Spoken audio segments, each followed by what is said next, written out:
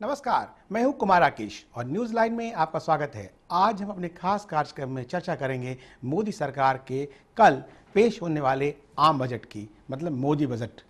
कल पेश होने वाले आम बजट पर करोड़ों हिंदुस्तानी की निगाहें टिकी हुई है।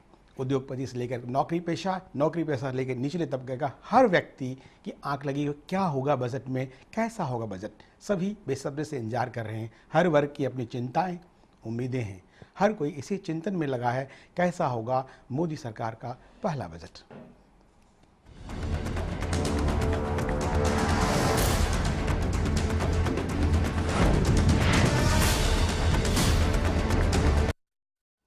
हर कोई ये जानने को बेताब है कि अपने पहले आम बजट में प्रधानमंत्री नरेंद्र मोदी और वित्त मंत्री अरुण जेटली किसको मीठी दवा पिलाते हैं और किसको कड़वी दवा।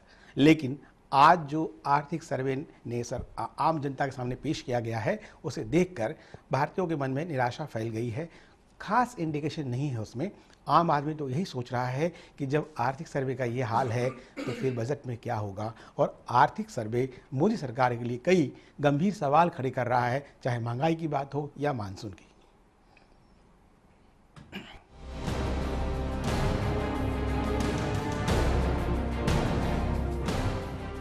कल आएगा आम बजट। वित्त मंत्री ने दिखाया ट्रेलर। महंगाई की मार अभी बाकी है। खराब मॉनसून का डर अभी बाकी है। रेल बजट पेश करने के बाद अब मोदी सरकार कल यानी कि बुधवार को अपना पहला आम बजट पेश करेगी। लेकिन बजट से पहले मिले संकेत आम आदमी की नींद उड़ाने के लिए काफी हैं। हम आपको बता दें कि पिछले दिनों बढ़ा हुआ रेल किराया और बढ़े सब्जियों के दाम सिर्फ ट्रेलर भर थे।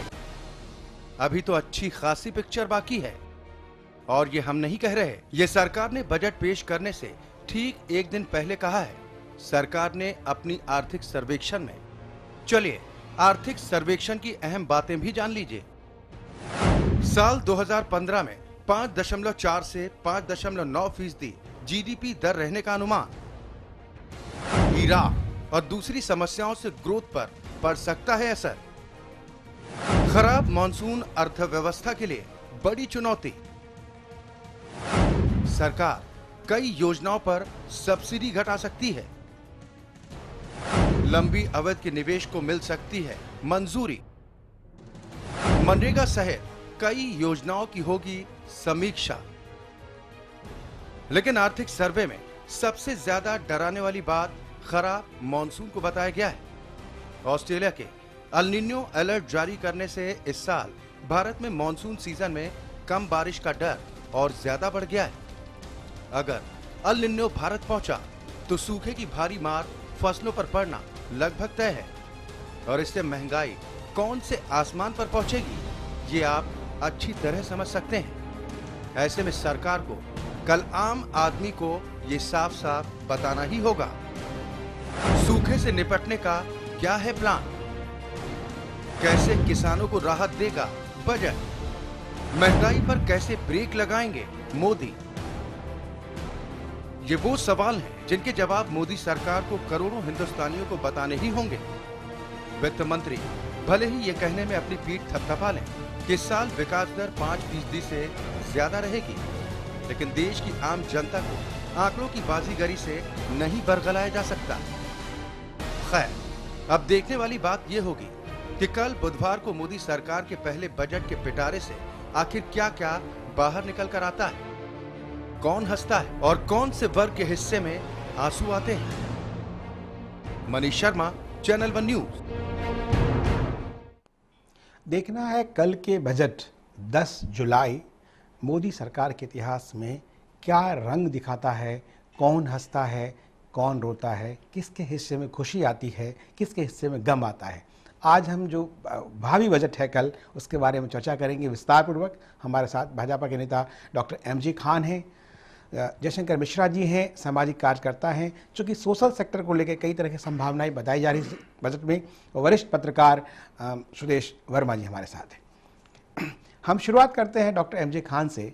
महंगाई और मानसून, ये जो एक फिल्म तैयार है बजट जिसका नाम है और जिसके डायरेक्टर हैं नरेंद्र मोदी और प्रोड्यूसर हैं अरुण जेटली, तो ये फिल्म कैसी होगी, हिट होगी या फ्लॉप होगी या सो होगी? देखिए, दो चीज़ें हैं जिससे कुछ निष्कर्ष निकाला जा सकता है कल क्या आने वाला है, और जो कल आने वाला है वो कल एक्चुअल में पता चलेगा। एक तो पार्टी के मैनिफेस्टो से, और दूसरा जो रेलवे बजट का एक खाका दिखाई पड़ा है किस तरीके का एक सरकार की प्रायोरिटीज़ होने जा रही हैं, क्योंकि जो बजटरी एलोकेशंस हैं उसी से असली प्राथमिकता पता चलती है, बाकी तो स्टेटमेंट्स रहते हैं। जो भी सूखे की बात है उस पर तो कोई सरकार का कोई कंट्रोल है नहीं। इराक में जो हुआ उसमें भी रोल नहीं था, लेकिन जो सरकार की तरफ से हो सकता था वो किया गया। कल के जो बजट में देखो 5 चीज़ें बड़ी प्रमुख दिखाई पड़ती हैं। एक कि इन्वेस्टर्स को कॉन्फिडेंस देने वाला बजट, वही कल होगा। तो जो हमको रेलवे बजट में दिखाई पड़ा उससे काफी एक बात आपने कही, इन्वेस्टर्स को कॉन्फिडेंस, मैं आपकी बात को जोड़ रहा हूं। आपने कहा इन्वेस्टर्स को कॉन्फिडेंस देने वाला बजट होगा, ऐसा हम अनुमान कर रहे हैं। रेलवे बजट में हम लोगों ने एक अनुमान किया था और मार्केट धड़ाम से गिरा, नहीं चढ़ पाया। ऐसा है कि मार्केट की उम्मीदें शायद कुछ और ज़्यादा थी, और वो उम्मीदें पूरी होंगी जब डिटेलिंग होगी कि पब्लिक प्राइवेट पार्टनरशिप में इंडस्ट्री का रोल क्या है। अगर इंडस्ट्री ये मान के चल रही थी कि पूरे रेलवे में प्राइवेटाइजेशन एकदम से कर दिया जाएगा, तो उनकी भी उम्मीद ज़्यादा थी और मिसप्लेस्ड थी। तो इन्वेस्टर्स का कॉन्फिडेंस बढ़ाने वाला, ग्रोथ को बढ़ावा देने वाला, एम्प्लॉयमेंट जनरेट करने वाला, इंफ्रास्ट्रक्चर को डेवलप करने वाला, और एक तरीके से इंडिया को, ब्रांड इंडिया को ग्लोबली पोजीशन करने वाला बजट। इसमें सबसे ज़्यादा टेक्नोलॉजी का और पब्लिक प्राइवेट पार्टनरशिप का, ये 2 चीज़ें अगर देखें तो रेलवे बजट में भी दिखाई पड़ती हैं खूब प्लेंटी, एक्सप्लिसिटली, पार्टी मैनिफेस्टो में दिखाई पड़ती हैं, और कल जो बजट आएगा उसमें भी दिखाई पड़ेंगी। अब जो सर्वे, इकोनॉमिक सर्वे हुआ है उसमें थोड़ी नाउमीदी बंधी है, लेकिन उस नाउमीदी में सरकार का कोई रोल नहीं है। सरकार उस नाउमीदी के माहौल से कैसे बाहर निकाल रहा है उसमें उसका रोल है। आर्थिक सर्वे, सुदेश जी, आर्थिक सर्वे कहता है कि बजट का एक दर्पण होता है, उससे आप बजट को आकलित, अनुमानित कर सकते हैं कि बजट कैसा होगा, जिसमें सब्सिडी हटाने की बात है, कई लोकप्रिय जो कार्यक्रम हैं उस पर अंकुश लगाने की बात है, सोशल सेक्टर पर कुछ अलग से फोकस करने की बात है। जो आर्थिक सर्वे में है, महंगाई को लेके एक आशंका है, मानसून को लेके आशंकाएं हैं, तो कई तरह की आशंकाएं जताई गई हैं। तो आपको लगता है कि इन आशंकाओं को दूर करेगा ये बजट, मोदी जी का नया बजट, या फिर उन्हीं आशंकाओं को लेकर गुना भाग होता रहेगा? देखिए, आपने बिल्कुल सही बताया कि इकोनॉमिक सर्वे जो है, आर्थिक सर्वेक्षण जो है, वो एक objective analysis of countries economic situation है, और वो डॉक्टर का प्रिस्क्रिप्शन नहीं है। डॉक्टर का जो प्रिस्क्रिप्शन है वो बजट में आने वाला है। कंडीशन खराब है जो आपने बताया, बहुत वो टेस्ट नहीं कर सकते उसको आप। जी बिल्कुल, लेकिन इससे वो डिफरेंट टाइप ऑफ टेस्ट हैं जो टेस्ट करते हैं लोग। राकेश जी, इतना डिफिकल्ट सिचुएशन है इस सरकार के लिए, क्योंकि आपको ये समझना पड़ेगा कि जो एक्सचेकर है, ऑलमोस्ट देखिए, आप अगर कोई डेवलपमेंट इनिशिएटिव लेना चाहें तो नहीं ले सकते, आपके पास बहुत ज़्यादा एल्बो रूम नहीं है। तो ऐसे में क्या होगा, आपको डेवलपमेंट तो करना है। आपकी जो प्रोमिसेस हैं, जैसे स्मृति ईरानी जो ह्यूमन रिसोर्सेज मिनिस्टर, उन्होंने कहा है एजुकेशन का बजट बढ़ेगा, एजुकेशन रिफॉर्म करना है, आपको हर जगह रिफॉर्म करना है, तो आप वो पैसा कहाँ से लाएंगे? और इसका एक आपको झलक मिला रेलवे बजट में कि किस तरह से पब्लिक प्राइवेट पार्टनरशिप की बात, 2 बातें हैं, एफडीआई भी है और पीपीपी की बात बिल्कुल। है। हालांकि ये कोई नई बात नहीं है, पहले से भी करती रही है, पिछले सरकार ने भी इस पर काम करने की कोशिश की। पीपीपी की बात आई, लालू हालांकि उपहास उड़ा रहे थे, लालू यादव ने कहा पीपीपी की बात क्या होगी, उनके जमाने में कोशिश की गई, सफल नहीं रहे। तो जो स्थिति है, जो फार्मूला एफडीआई पीपी के अलावे कुछ ऐसा लगता है कि कुछ नया चमत्कार हुआ? मुझे लग रहा है कि एक बहुत टाइट सिचुएशन है कंट्री के लिए। इसमें जो इकोनॉमिक सर्वे का प्रोजेक्शन है कि 5.9% ग्रोथ तक पहुंच सकता है, अगर ये भी, हालांकि 6% की बात कही गई, 4% से 6% की बात। जब कंट्री की इकोनॉमी बहुत अच्छी होती तो हम 6 और 8% की ग्रोथ की बात करते थे। अगर 6% ग्रोथ की अचीवमेंट की बात कर रहे हैं तो बहुत रियलिस्टिक टारगेट रख रहे हैं ये, बहुत, क्योंकि अभी ऐसा नहीं है कि आप अभी ड्रीम दिखा के बहुत कुछ कर लेंगे, आपको अप्लाई करना पड़ेगा करेक्टिव्स इकोनॉमिक्स में। अब मुझे लगता है कल का बजट आम आदमी के पॉइंट ऑफ व्यू से देखिए तो बहुत ज़्यादा कुछ नहीं रहेगा, जो है वही कंटिन्यू करेगा। लेकिन मुझे लगता है कि from the development point of view, infrastructure development की बात करें या कंट्री को किस राह में आप ले जा रहे हैं, क्योंकि ये 5 साल की सरकार है और एक एक साल करके आपको एक एक स्टेप पास करना है, तो मुझे लगता है कि पहला स्टेप जो है थोड़ा कठिन है और अरुण जेटली के लिए बहुत बड़ा चैलेंज है कि वो कैसे एक बजट पेश करें, खास करके मोदी जी के लिए भी। जी जी बिल्कुल। जी, जयकांत मिश्रा जी, आप सामाजिक क्षेत्र से जुड़े हैं, आपको क्या लग रहा है कि जो बजट है, जो अपेक्षाएं हैं एक आम आदमी की, आपको क्या लगता है वो उस पर खरी उतरेगी सरकार, या फिर यूं ही चलता रहेगा जैसे चल रहा है? नहीं, ये हमें थोड़ा सा पीछे जाना पड़ेगा मोदी जी को, कि मोदी जी ने 12 साल या 14 साल में 13 साल में गुजरात में क्या दिया, उनका सोच क्या है, और आपको जो देश कांग्रेस ने जो सत्ता सौंपा है मोदी जी को, वो किस तरह से सौंपा है। तो कांग्रेस ने सौंपा नहीं है, आम जनता ने सौंपे। आम जनता ने सौंपा है, मतलब 65 कांग्रेस साल की बस चले तो आज भी सत्ता के लिए लालायित हैं। बिल्कुल 65 साल में उन्होंने किस तरह से दुर्दशा किया इस देश का, और हिंदू और मुस्लिम के नाम पे 65 साल उन्होंने जिंदा रखा और बेवकूफ बना, वो बात अलग है, उस पर तो हम चर्चा नहीं करना। सवाल ये है कि बजट में आप क्या देंगे। तो एक जो कल बजट उन्होंने रेलवे का दिया है, तो उससे तो ऐसा लगता है कि जो इनका बजट है वो कुछ, कल वाला जो बजट है वो लोभ लुभावन वाला नहीं है, एक सामान्य नागरिक का बजट है, और सराहनीय बजट इसे हम कह सकते हैं अगर इसकी एग्जीक्यूशन प्रॉपर वे में ये करें तो।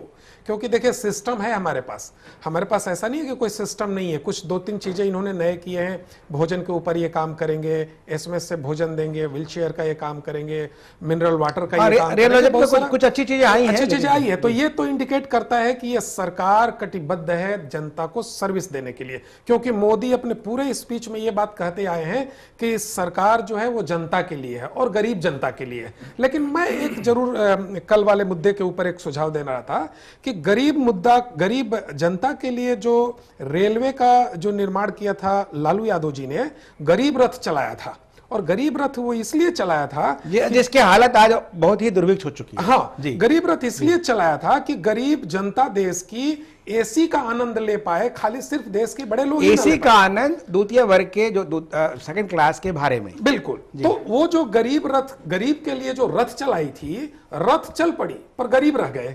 तो हमारा कहने का गरीब आजकल उस रास्ते चढ़ते नहीं चल रहे हैं, जो सारे राजधानी वाले उसमें ट्रांसफर हो गए। तो आपका जो वर्किंग है इस पे जरा पारदर्शिता। मैंने दूसरी बात ये कहा कि देखिए हमारा मुल्क विश्व कितने आगे जा रहा है, और हाई टेक्नोलॉजी है, लोग बढ़ रहे हैं, पैसे भी आ रहे हैं।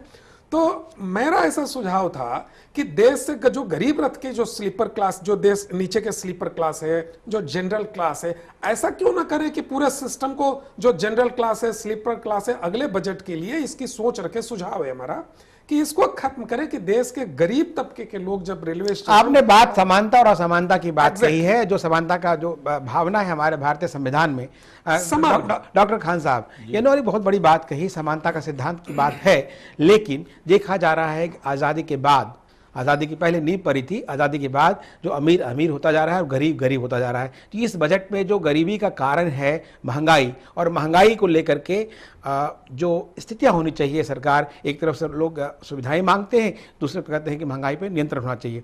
खैर, अब इस पर हम चर्चा करेंगे वक्त थोड़ा सा ब्रेक के बाद हम फिर मिलते हैं।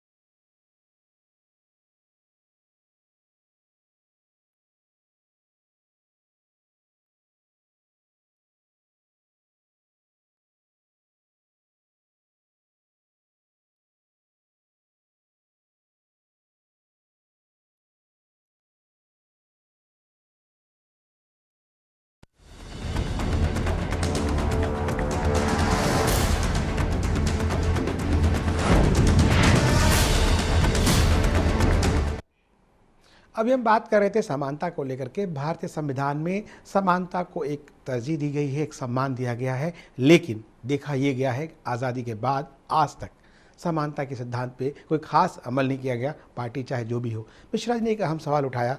डॉक्टर खान साहब, आपने एग्रीकल्चर क्षेत्र में भी काम किया है, सामाजिक क्षेत्र में भी काम किया है और कर रहे हैं, पत्रकार भी हैं, शोधार्थी भी हैं। आपको लगता है कि इस देश में समानता का जो सिद्धांत है वो कहीं इम्प्लीमेंट होगा या होता दिख रहा है आपको? देखिए, ये तो बड़ी फिलॉसफिकल बात से शुरू कर सकते हैं कि ऊपर वाले ने सबको समान नहीं बनाया है। लेकिन हमारे संविधान में जो समानता की वकालत की गई है, और जिस समानता के सिद्धांत को हम लोग जबरदस्ती कोशिश कर रहे हैं वो कभी कामयाब हुआ भी नहीं पास्ट में और ना शायद कभी होगा भी। अब देखना ये है कि पैसा कम आए और कम कम सब में बांट दिया जाए, या पैसा ज़्यादा आए भले थोड़ा कम ज़्यादा हिस्सा लगे, which means capitalist theory and socialist theory. Chidambaram का मैं बयान लेता हूँ, फेमस कोट था, काफ़ी आया कि भाई we need to generate wealth to distribute it. तो मोदी जी का जो है सोशल सेक्टर में स्पेंडिंग कम, अभी तवज्जो उतना ज़्यादा नहीं है, ना सोशल सेक्टर रिफॉर्म्स पे ज़्यादा बात हो रही है, ना स्पेंडिंग पे हो रही है। इंफ्रास्ट्रक्चर डेवलपमेंट जिससे इकोनॉमिक ग्रोथ इंड्यूस हो, बड़ा टारगेट ये है कि जापान की मदद ली जाए, कोरिया की ली जाए, बाकी देशों के साथ, चाइना का जो है चाइना से भी मदद ली जाए, लेकिन चाइना का जो ग्रोथ टारगेट है उसको माइंड में रखा जाए। कैसे वो डबल शर्तों पर ना ली जाए, अपने अनुसार। तो चलिए, इस टाइम पे हिंदुस्तान एक बड़ी मार्केट है, लीडरशिप की एक डिसाइसिव लीडरशिप है, क्लैरिटी है, सरकार की स्टेबिलिटी है और एक बिजनेस मोड में सरकार काम कर रही है। तो ये मान के चला जा रहा है कि बहुत सारे देश, इनफैक्ट अमेरिका बेचैन है कि हमसे क्यों नहीं बात कर रहे हैं, हमको बुला भी नहीं रहे हैं, हमारे वहाँ आ भी नहीं रहे हैं। तो वो बेचैनी दुनिया के बड़े देशों में, इनफैक्ट जर्मनी ने अभी कहा कि साहब जब अमेरिका जा रहे हो तो मेरे वहाँ रुक कर जाओ, तो जापान को एतराज़ हुआ कि नहीं साहब हमारे वहाँ पहले आओ। तो वो दुनिया में एक कंपटीशन शुरू हो जाए कि इंडिया में इस टाइम पे एक तरीके से ग्रोथ ट्रेजेक्ट्री पे जिस पे बैठा है इंडिया, कैसे हमारा हिस्सा लगे। तो वो देश जिनके पास इंडिया स्पेसिफिक पार्टिसिपेशन प्लान नहीं है वो इस टाइम पे बैकवर्ड कंट्री मानी जो पिछले 10 वर्षों में लोग भारत को देख रहे थे टेकन फॉर ग्रांटेड, अब उनको इंडिया कर ही देने की बात हो। Correct, India has emerged now, दुनिया में अपनी दस्तक दे दिया है। अब दुनिया के देश लालायित हैं कि जो गरीबी से तेजी से रैपिडली अमीरी की तरफ बढ़ेगा, इस प्रोसेस में बहुत अपॉर्चुनिटीज निकलेंगी। तो हम अगर इन्वेस्टमेंट करते हैं, हम टेक्नोलॉजी देते हैं, हमारी पार्टनरशिप होती है। तो जो पब्लिक प्राइवेट पार्टनरशिप की बात हो रही थी, एक जीजीपी भी है पीपीपी के साथ, गवर्नमेंट टू गवर्नमेंट पार्टनरशिप्स, वो एक बड़ा रोल निकल के आएगा। रेलवे बजट में थोड़ा सा रिफ्लेक्शन आया कि जापान का इसमें इन्वॉल्वमेंट होगा, पर ओवरऑल इकोनॉमी में भी जहां जहां लोग टेक्नोलॉजी और पैसे के साथ आएंगे, मेरी समझ से प्रेफर्ड कंट्रीज होंगी। तो इंफ्रास्ट्रक्चरल डेवलपमेंट पे ज़्यादा होगा, ताकि लॉन्ग टर्म, चूंकि मोदी सरकार 5 साल तो व्यू ले ही रही है, लेकिन कंट्री के लिए 25 साल का व्यू क्या हो, विजन 20 क्या मतलब चाह रहे हैं कि 10 साल मोदी सरकार नहीं 25 साल चले। 25 साल चले तो और अच्छी बात है, मेरी समझ देश के लिए अच्छा ही होगी। उस दौरान आप देखना कि जिस सामाजिक विषमता घटाने के लिए सारे प्रयास हो रहे थे, नहीं घटी। इस कैपिटलिस्ट अप्रोच से जिसमें वेल्थ जनरेट की जाए, की बात कही गई, गांधीज्म नहीं आया। गांधी बता रहा हूँ, गांधीज्म दूसरे तरीके, जैसे जो सेकुलरिज्म की बात करते रहे, एक्चुअली सबसे ज्यादा कम्युनलिज्म फैलाए, जिनको कम्युनल ब्रांड करके रखे थे, सबसे ज्यादा एक अच्छी फीलिंग उसी टाइम पे डेवलप हो रही। तो मैं ये कह रहा हूँ, किसी चीज की ब्रांडिंग पोजिशनिंग एक चीज है, रियलिटी दूसरी चीज है। अप्रोच क्या होना चाहिए उस रास्ते पर मैं बहुत क्लियर हूं कि अगर जॉब्स क्रिएट होंगी तो वो सभी के लिए होंगी, हिस्सा लगेगा तो सोशल इक्विटी बेटर होगी, एक जो विषमता है, जो गैप है वो कम होगा। एंटरप्रेन्योरशिप डेवलपमेंट होगा तो जो लोग ऑलरेडी इंडस्ट्री में रोल प्ले कर रहे हैं, सर्विसेज में हैं, उनको छोड़ के जो लोगों के पास कुछ नहीं है वो अपना धंधा शुरू करेंगे। तो सबसे बड़ा इक्वलाइजर क्या होता है, जब जॉब्स बड़े पैमाने पर क्रिएट होती हैं, एंटरप्रेन्योरशिप बड़े पैमाने डिस्ट्रीब्यूट होती हैं, और बैंक का जो इंस्टीट्यूशनल सपोर्ट है क्रेडिट का वो फ्लो करता है। आपने बहुत पूर्ण बात कही। जॉब को बढ़ाने की बात, बैंक का जो रवैया क्या होगा, जो बैंक के इंटरेस्ट हैं, जब इस तरह की बात होती है, महंगाई की बात होती है, तो बैंक लोन और बैंक के इंटरेस्ट को दिखा जाता है। आरबीआई का काम जिस तरह से है कि पैसे का फ्लो को नियंत्रित करना, कितना ज़्यादा करना, कितना कम करना, जिससे कि देश की इकोनॉमी अपने आप में संतुलित हो सके। और दूसरी तरफ जमाखोरों के खिलाफ कार्रवाई, जो कि मोदी जी ने शुरुआत कर दी है। सुदेश जी, ये जो स्थिति बनी है और जो अप्रीहेंशंस हैं और आशंकाएं भी हैं कि कड़वी गोली जो है अभी उसका असर अभी रहेगा, तेज़ थोड़ा कम होगा, लेकिन अभी कड़वी गोली खानी पड़ेगी 1-2 साल। लेकिन उसके बाद जो है मीठी दवा का जो इंतजाम किया है मोदी सरकार ने और करने जा रही है, उसमें आप कितने आशान्वित हैं कि वास्तव में ये लगता है कि 5 साल कड़वी गोली खानी पड़ेगी, फिर कहेंगे 5 साल और दो, तो फिर हम अगले बार देखते हैं। क्या लगता है आपको? देखिए, ये बजट एक आइडियोलॉजिकल शिफ्ट देगा कंट्री को और ज़्यादा फोकस करेगा। जैसे बहुत से प्रोग्राम्स जिस पर आपने एक बार ऑर्गेनाइज भी किया था डिस्कशन कि किसी भी प्रोग्राम को आप किसी इंडिविजुअल के नाम से रखने से ज़्यादा अच्छा है उसको फोकस करके आप फंक्शनल नाम बनाइए, जिससे लोगों को पता लगे कि वो प्रोग्राम किसके लिए है। दूसरा चीज़ कि आप अगर सोशल सेक्टर में बेनिफिट देना चाहते हैं, जो खान साहब बता रहे थे, उसके लिए प्राइवेटाइजेशन जरूरी है, क्योंकि वो पैसा जो सरकार आज लगा रही है प्राइवेट सेक्टर को आप यूज़ करेंगे तो सरकार के पास पैसा होगा कि विषमता को दूर कर सकें। सरकार के पास पैसा ही नहीं होगा तो कैसे दूर करेंगे? ग्रोथ अगर सरकार के पैसे से आएगा तो विषमता कैसे दूर होगी? तो सीधा सा इशू है प्राइवेट सेक्टर पार्टिसिपेशन। मुझे लगता है ये बजट में आपको वो देखने को मिलेगा। हो सकता है डिफेंस को खोला जाए प्राइवेट सेक्टर के लिए, और हो सकता है और सेक्टर्स को और ल्यूक्रेटिव बनाया जाए, जिससे जो इन्वेस्टर्स हैं वो आना चाहें। और आज नरेंद्र मोदी के आने से इतना तो जरूर हुआ है कि रूल ऑफ लॉ जो है वो प्रिवेल करेगा, करप्शन पर अंकुश लगेगा। तो मुझे ये भी देखना है कि ये बजट उस और कोई एक्शन लेती है कि नहीं, क्योंकि सिर्फ बोल देना काफ़ी नहीं है। Budget is a reflection of governments action. तो ये अगर बजट कर पाती है तो मुझे लगता है बहुत दूरगामी परिणाम आएंगे और सरकार के पास डेवलपमेंट का पैसा भी होगा। अब कैसे स्टैटिस्टिकल ये लोग करते हैं वो देखना कल हम लोग को इंतजार करना पड़ेगा। आपने बहुत अच्छी बात कही, लेकिन जब सरकार में नहीं थे नरेंद्र मोदी तो उन्होंने कहा था कि देश में एक ऐसा माहौल पैदा करेंगे कि जो डिफेंस इक्विपमेंट्स है, इंस्ट्रूमेंट है, देश में बने, देश का पैसा देश में रहे। आज उसके उलट बात कही जा रही है एफडीआई इन डिफेंस। देखिए, एफडीआई इन डिफेंस थोड़ा सा देखिए, आज का हमारा प्रॉब्लम क्या है डिफेंस का मालूम है राकेश जी? प्रॉब्लम यह है कि आप मैं उस बयान को याद दिलाने की कोशिश कर रहा हूं कि उन्होंने कहा था कि जो डिफेंस के मामले में हमारा बहुत ज्यादा पैसा, मैक्सिमम अमाउंट विदेश चला जाता है और हमें कई तरह के क्रंच का सामना करना पड़ता है। तो हम एक ऐसा माहौल बनाएंगे जिससे कि देश में ही हमारे जैसे हेलीकॉप्टर्स बन रहे हैं, कई छोटे छोटे विमान बन रहे हैं, कई पार्ट पुर्जे बनने शुरू हो गए हैं, तो देश का पैसा देश में रहे, देश में प्रतिभा कमी नहीं है। यहाँ पर ब्रह्मोस जैसी बातें हैं जो भी इस तरह से है। तो मेरा ये है, आपसे ये जानना है और अपने दर्शकों के लिए जानना है कि ये जो उन्होंने कहे थे और उन्होंने घोषणाएं की थी उसका लगता है कहीं कुछ अमल होगा, क्योंकि फिर एफडीआई इन डिफेंस की बात हो रही है, एफडीआई इन एवरी सेक्टर में बात हो रही है। एफडीआई इन डिफेंस में लाना, आप ये बताइए आज के दिन क्या होता है? आज के दिन लाखों करोड़ रुपया जो है डिफेंस इक्विपमेंट्स को परचेज करने में जाता है। ये इक्विपमेंट्स कौन बनाता है? अमेरिका बनाता है, फ्रांस बनाता है। हम इस पे आपसे चर्चा जारी रखेंगे। वक्त हो चला ब्रेक के बाद हम फिर इस पे चर्चा करेंगे कि एफडीआई इन डिफेंस कितना जरूरी है और हमारे सामाजिक क्षेत्र को या हमारे समाज को सुदृढ़ बनाने के लिए किन किन क्षेत्रों में हमें पैसे चाहिए, चाहे वो पीपीपी के माध्यम से हो, खास करके एफडीआई को लेकर। बहुत अहम मसला है। बने रहिए हमारे साथ, देखते रहिए चैनल।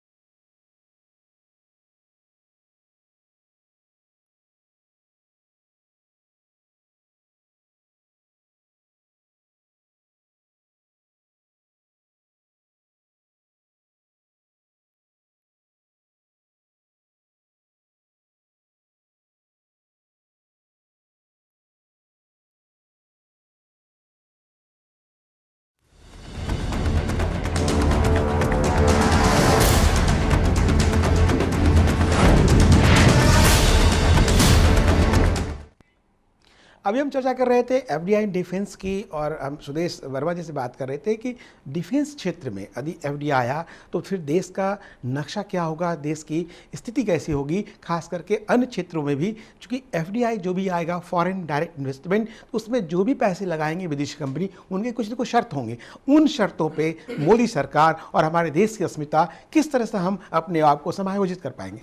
सुदेश जी, आज के दिन क्या होता है, एक प्रोसेस है, आप डिफेंस परचेजेस करते हैं, लाखों करोड़ रुपया का डिफेंस परचेज होता है एवरी ईयर। और ये परचेजेस जो होता है, इसको कौन मैन्युफैक्चर करता है इन इक्विपमेंट को? अमेरिका करता है, फ्रांस करता है, इंग्लैंड करता है, चेकोस्लोवाकिया करता है। वही चीज इतना पैसा खर्चा करके, और उनसे बोलिए अपना टेक्नोलॉजी ट्रांसफर करो तो नहीं करता है।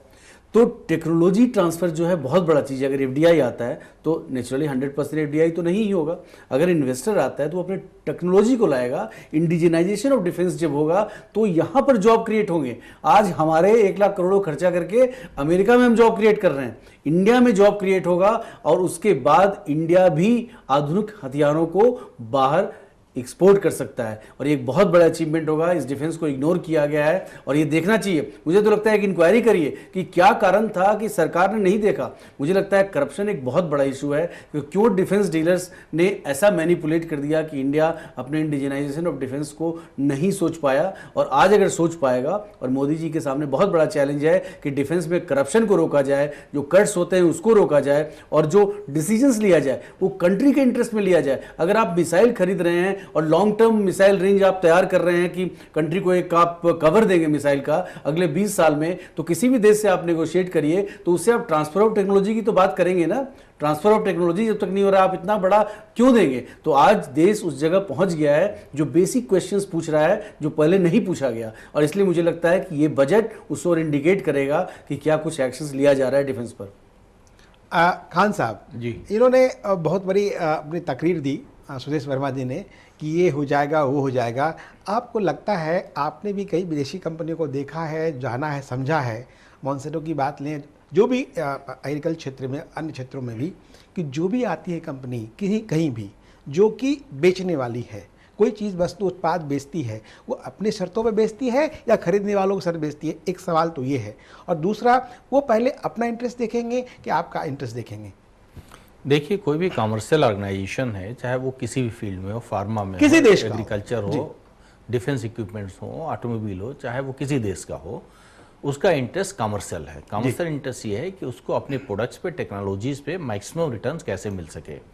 जहाँ तक पैटेंट्स की बात है, 20 साल का पैटेंट्स पीरियड गारंटीड है, लेकिन उसका कोई बहुत मीनिंग नहीं है। 5 साल, 7 साल, 10 साल के अंदर दूसरा नेक्स्ट लेवल ऑफ प्रोडक्ट आ जाती है, नेक्स्ट लेवल ऑफ टेक्नोलॉजी आ जाती है।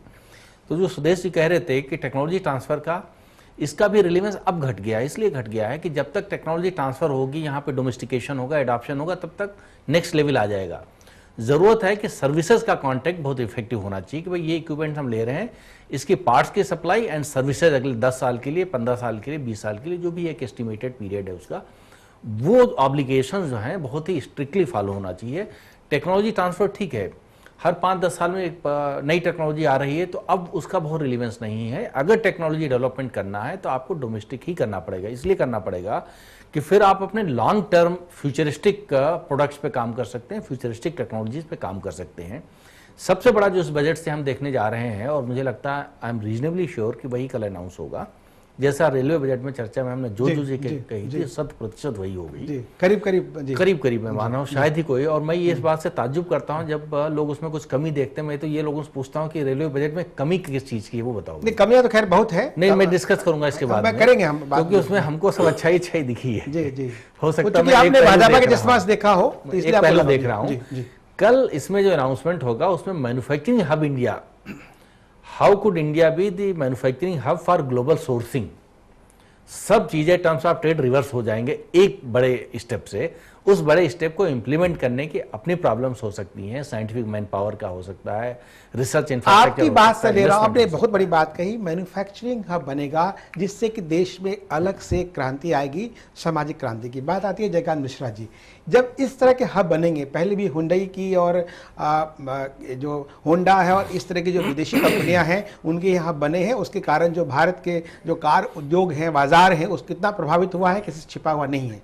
मिश्रा जी, ये जो हब बनने की बात है उस हब के कारण भारत का बाजार कितना प्रभावित होगा, वो सामाजिक सेक्टर जो है, सोशल सेक्टर कितना प्रभावित होगा, जिस तरह आप देख रहे हैं कि भारत में चीनी जो उत्पाद हैं, छोटे छोटे गृह उद्योग हजारों नहीं लाखों की संख्या में बंद हो गए।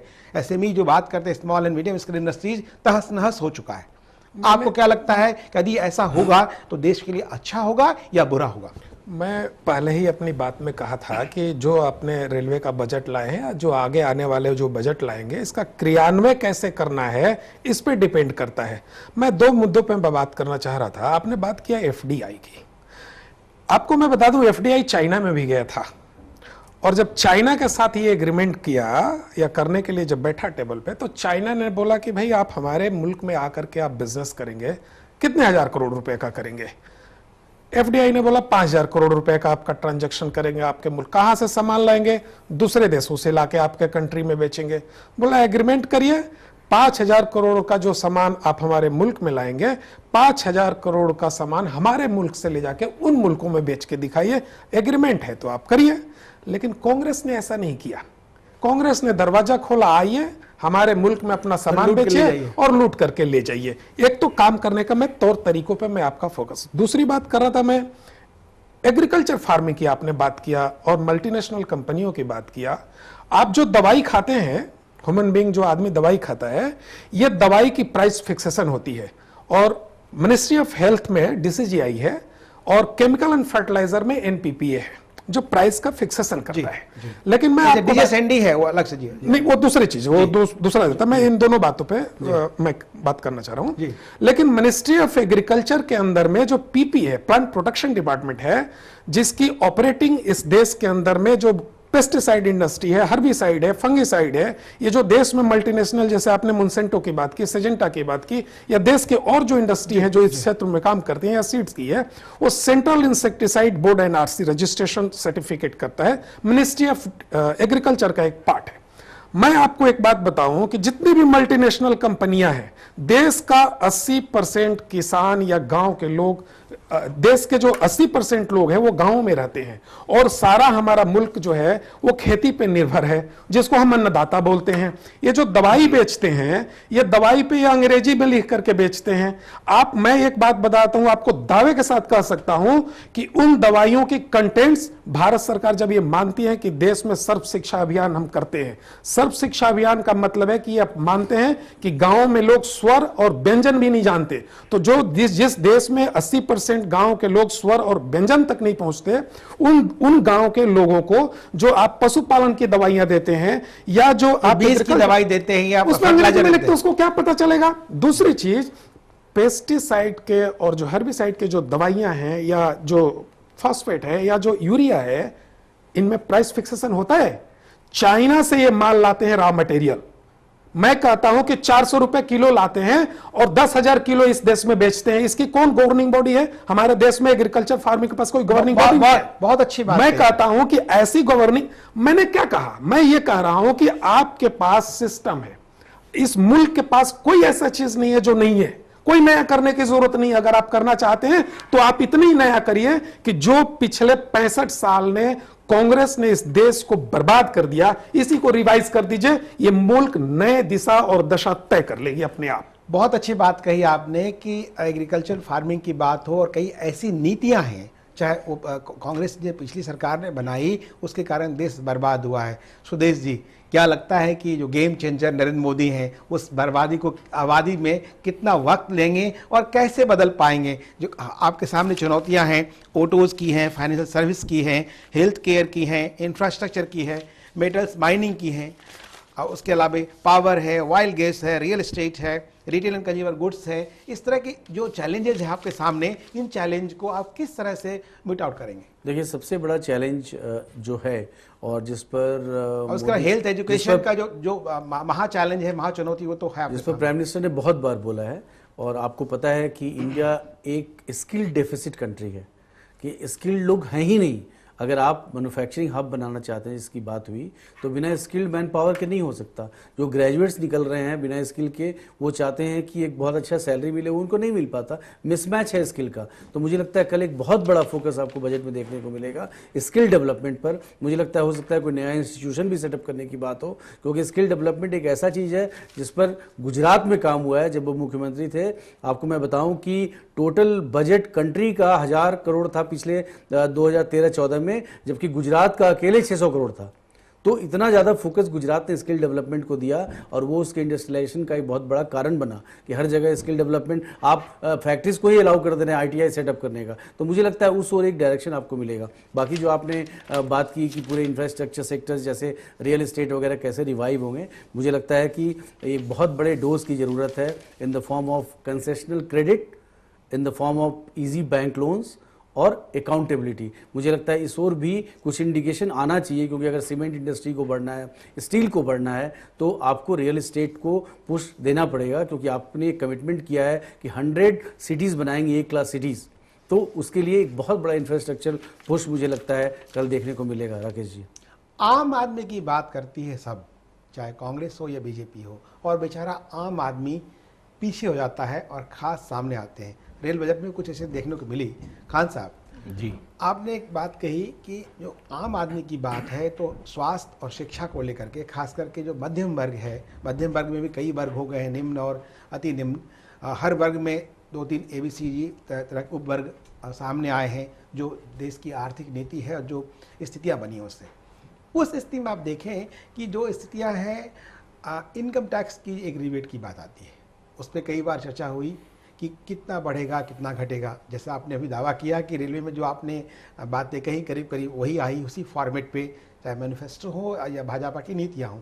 जो आम आदमी प्रभावित होता है हाउसिंग लोन को लेकर के, ऋण जो है उन पे जो इंटरेस्ट हैं, बैंकिंग इंटरेस्ट को लेकर के, इनकम टैक्स के रिबेट को लेकर के, और ख़ास करके जो छोटी सुविधाएँ हैं, स्वास्थ्य शिक्षा, उसको लेकर के, आपको लगता है कि ये मोदी सरकार, जो बजट फिल्म के डायरेक्टर हैं मोदी जी, वो किस तरह से उसको आम जनता के मैं ये देखता हूँ कि देखिए, लॉन्ग टर्म और फ्यूचरिस्टिक जब बजट होता है तो उसमें एक स्ट्रक्चरल और एक इंफ्रास्ट्रक्चरल फोकस होता है जी, और उसमें कुछ शॉर्ट टर्म के जो गेन्स हैं, social groups specific and differentiated जो हैं, उसमें कई बार कुछ लोगों को तकलीफ हो जाती है, क्योंकि बहुत बैलेंसिंग के चक्कर में पड़ेंगे तो बजट का फोकस और डायरेक्शन लूज हो जाता है। वो किया जा सकता है, लेकिन फिर भी बजट नए डायरेक्शन में डायरेक्टर जब मोदी जैसा सुदृढ़ हो, वेल प्लान्ड हो, और नहीं, मैं इसलिए कह रहा हूँ सोशल सेक्टर की उतनी प्रायोरिटी शायद नहीं रहे। इसलिए नहीं रहे, जो सोशल सेक्टर को जो बेनिफिट्स मिलना है, वो बेनिफिट्स सरकार चाह रही है कि लार्जर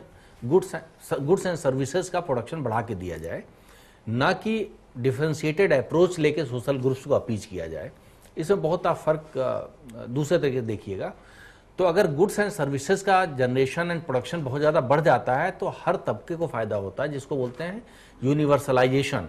तो यूनिवर्सलाइजेशन ऑफ अप्रोच रहेगा, और जितनी स्कीम्स रहेंगी, मैं तो चाह रहा हूँ काहे को SC ST माइनॉरिटी बैकवर्ड इस चक्कर में पड़े, यूनिवर्सलाइज कर दीजिए भाई, जिसकी एक्सेसिबिलिटी आप समानता के सिद्धांत की बात आ जाए, एक इकोनॉमिक क्राइटेरिया डाल दीजिए, उसमें जो मर्जी हो समाज का तबका पीछे वो एक्सेस कर ले।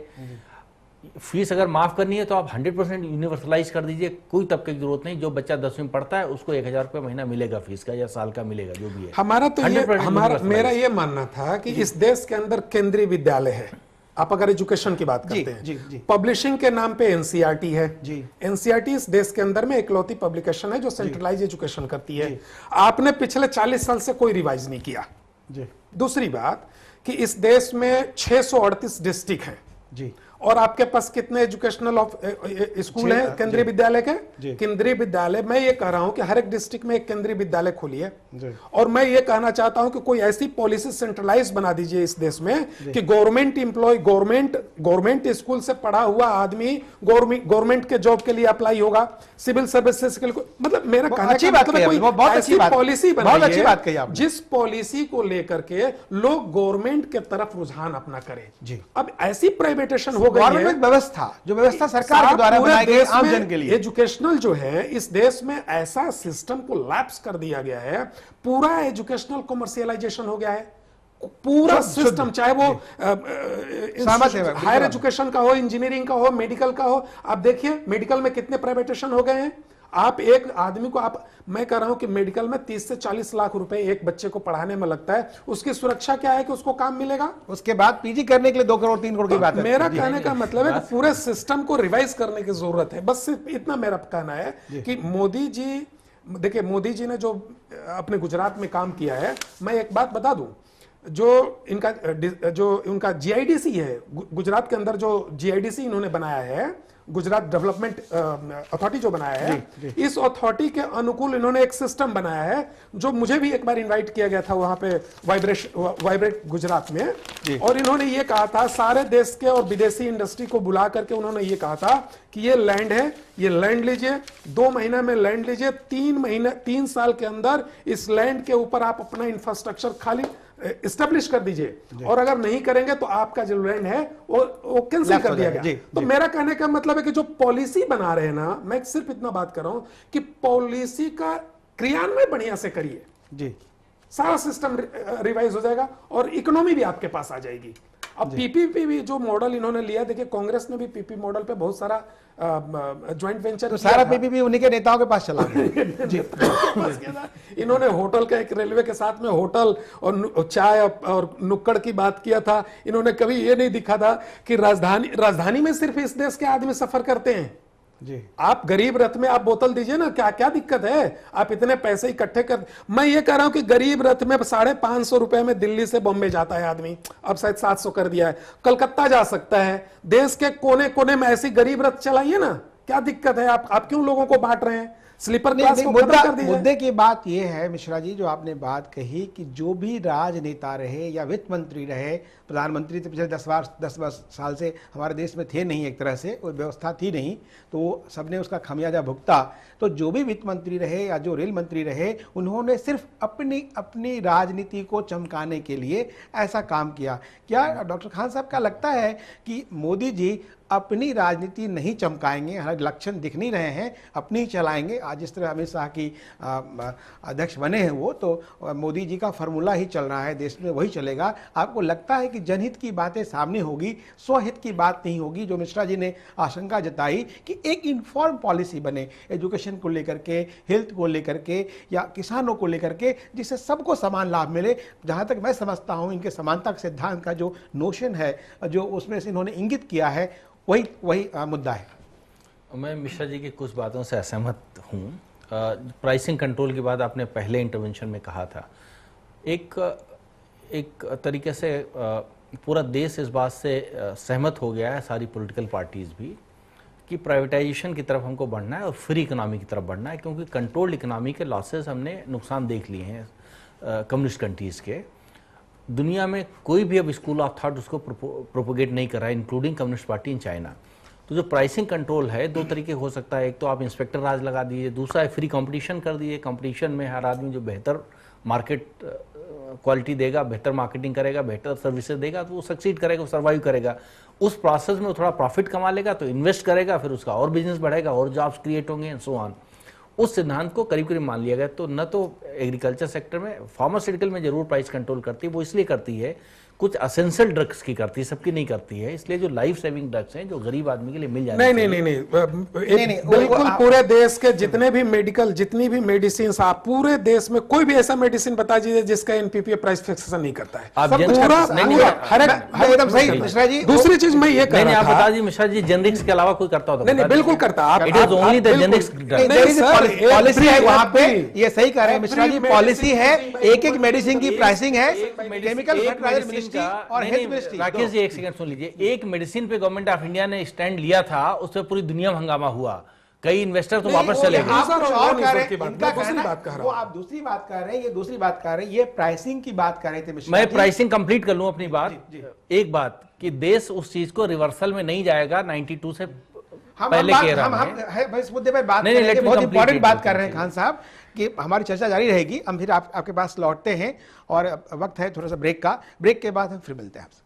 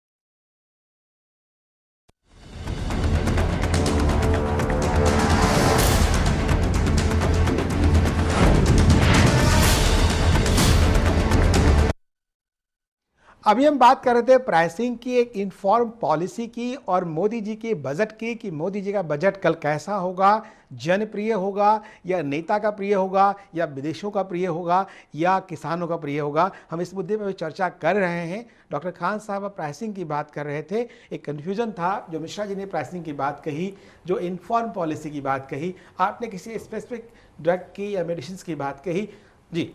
नहीं, देखिए ड्रग्स के चूँकि लाइफ सेविंग चीज़ है, इसलिए कुछ ड्रग्स हैं उनको प्राइस कंट्रोल होता है, उसी पे उनको बेचना है। जेनरिक्स जिनको हम बोलते हैं, जितनी पेटेंटेड हैं जेनरिक्स के उससे बाहर हैं, उनका price control government of India नहीं करती है।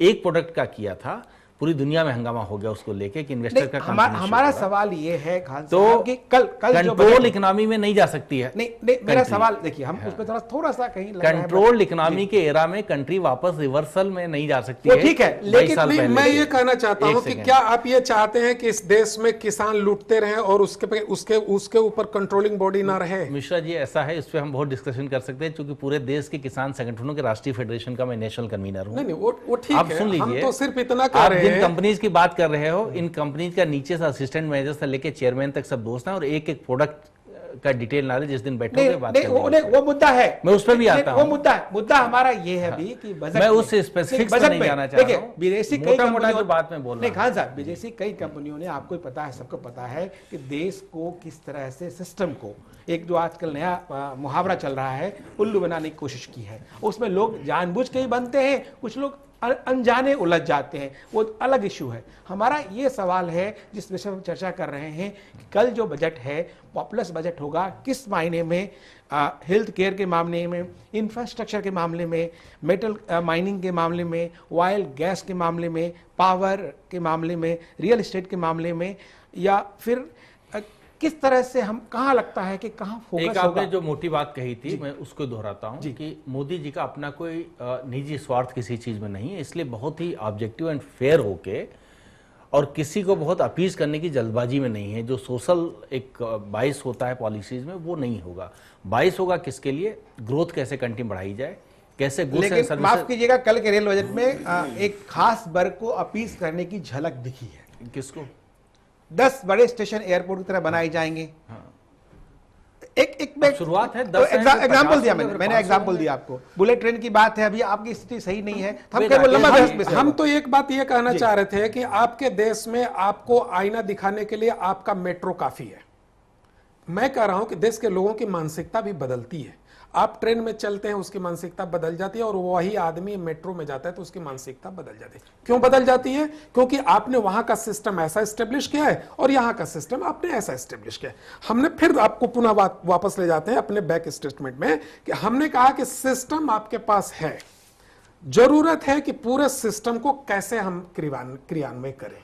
अगर आप इस रेलवे को देखिए, वाईफाई आप दिए हैं, रेलवे में आप वाईफाई देने की बात करते हैं, टेलीविजन देंगे, आप मिनरल वाटर देंगे। आप किसी स्टेशन पर ट्रेन रुक जाती है, वहां का पानी पीने वाला टोटी बंद हो जाता है, 15 रुपए का बोतल 25 रुपए में बिकना शुरू हो जाता है। तो आप इसका कौन सा जिम्मेदार आदमी है? जीआरपी जिम्मेदार है, आरपीएफ जिम्मेदार है, स्टेशन मास्टर व्यवस्था की सवाल की है। आप व्यवस्था पे, अब मैं कह रहा हूं कि अकाउंटेबिलिटी, रिस्पॉन्सिबिलिटी और पनिशमेंट, ये सब फिक्स करिए और तुरंत उसका जो है, अब हम लोग तो कह रहे हैं कि पूरे सिस्टम को रिवाइज करने की जरूरत। बहुत अच्छी बात कही स्वदेशी, अकाउंटेबिलिटी, रिस्पांसिबिलिटी और क्रेडिबिलिटी बात। अब तीसरी बात क्या कहा आपने? जो उनकी अकाउंटेबिलिटी है, जो उनकी रिस्पांसिबिलिटी है और उनका जो पनिशमेंट है। पनिशमेंट की जो बात है वो ज्यादा इंपॉर्टेंट है। तो अकाउंटेबिलिटी और रिस्पांसिबिलिटी, पनिशमेंट की जो बात है सुदेश जी, आपको लगता है कि कितनी सक्षम हो रही है सरकार? एक मिनट में मिश्रा जी की बात, ऑब्जर्वेशन मुझे बहुत पसंद आया। ये बात सही है कि अगर आप मेट्रो में जाते हैं, माइंड सेट डिफरेंट है। आप सिंगापुर जाते हैं, सेम आदमी है, एक डिफरेंट आउटलुक हो जाता है सोचने का, क्योंकि वहां देखते हैं सफाई है। हमारी भी हिम्मत नहीं पड़ेगी कि हम केला सड़क किनारे छिलका फेंक दें। ये बात सही कह रहे हैं। अभी सवाल यह है कि ये सब चीजें तभी पनिशमेंट पॉसिबल होगा जब ट्रांसपेरेंसी आएगी सिस्टम में। अगर ट्रांसपेरेंसी नहीं है, क्या होगा? अगर गलत आदमी स्कॉट फ्री रहता है और जिसकी गलती नहीं उसको सजा मिल जाती है, तो वो इशू भी है कि गवर्नेंस की ओवरऑल क्वालिटी बढ़ेगी तो एनफोर्समेंट की क्वालिटी ऑटोमेटिकली बेहतर हो जाएगी। जी Sudesh ji, accountability, responsibility and punishment जी विद रिस्पेक्ट टू द, आपका जो मोदी जी मुझे का लगता है कि देखिए, बजट। मोदी जी की जो पर्सनालिटी है, उनका जो काम करने का तरीका है, आप एनालाइज करिए तो ये चीज़ तो ऑटोमेटिक है। जहां मोदी, आपने देखा किस तरह से अभी मंत्रालय में प्रॉब्लम हो रहा है, किस तरह से ब्यूरोक्रेट्स ज्यादा अकाउंटेबल होने नहीं कर लिया, जो मंत्रियों को स्टाफ देने की बात थी फिर उसमें वापस मुड़ने वाली बात नहीं, आज भी उसको cabinet committee on appointment clearance दे रहा है, जो पहले नहीं होता था। पहले भी होता था। पहले कोई भी मंत्री का स्टाफ, कोई भी मंत्री का स्टाफ, कोई भी मंत्री, मैं आपकी जानकारी में होता था राकेश जी, उसके बाद इंक्वायरी होती थी। नहीं, और अब इंक्वायरी में क्लियरेंस होता है, फिर अपॉइंटमेंट नहीं, ऐसा है, फर्क है। नहीं, मूवमेंट का फाइल वही है, जरिया वही है, नजरिया कि भाई उसको रिकमेंड करेंगे, एसीसी में जाएगा, क्लियर होगा, तब जाके बात बनेगी। नहीं, पहले लोग अपॉइंटमेंट दे देते थे और उसके बाद वो करते थे। फ्रीडम नहीं थी साहब, फ्रीडम क्या वो रिकमेंड करते थे, उस पर लोग डीओपीटी नहीं, एक सिस्टम क्वेश्चन मार्क नहीं करता था। आप जो बोले सिस्टम की बात कर रहे हैं, और जब मोदी हैं तो मोदी राज करने के लिए नहीं आए हैं, मोदी काम करने के लिए आए हैं, और इस दोनों में फर्क है। क्योंकि देखिए, इतने भारी मैंडेट को मत भूलिए। अभी हम लोग एक महीने पहले ही डिस्कस कर रहे थे कि ये मैंडेट का मतलब क्या है, और मोदी से ज्यादा कोई नहीं जानता इस मैंडेट का मतलब क्या है। एक बहुत बड़ी रिस्पॉन्सिबिलिटी रखती है उनके शोल्डर पर। इसलिए करवी दवा की जहां तक बात आती है, जितनी बात मिश्रा जी बोल रहे थे, जितनी बात मिश्रा जी बोल रहे थे, वो सब के कारण ही मैंडेट मिला कि देश ने एक नया नेता देखा।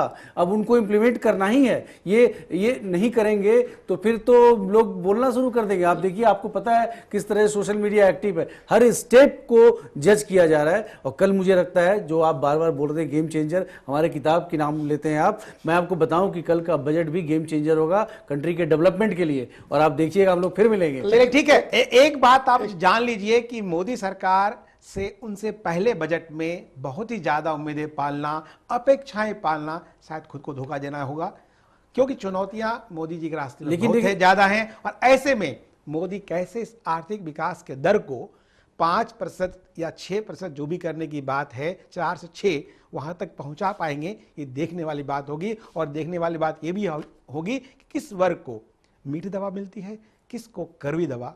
ये तो हालांकि कल साफ हो जाएगा। देखना है कि मोदी जी किस तरह से, जैसा कि हमारे मित्र सुदेश वर्मा जी ने कहा, गेम चेंज कर पाते हैं देश का नक्शा।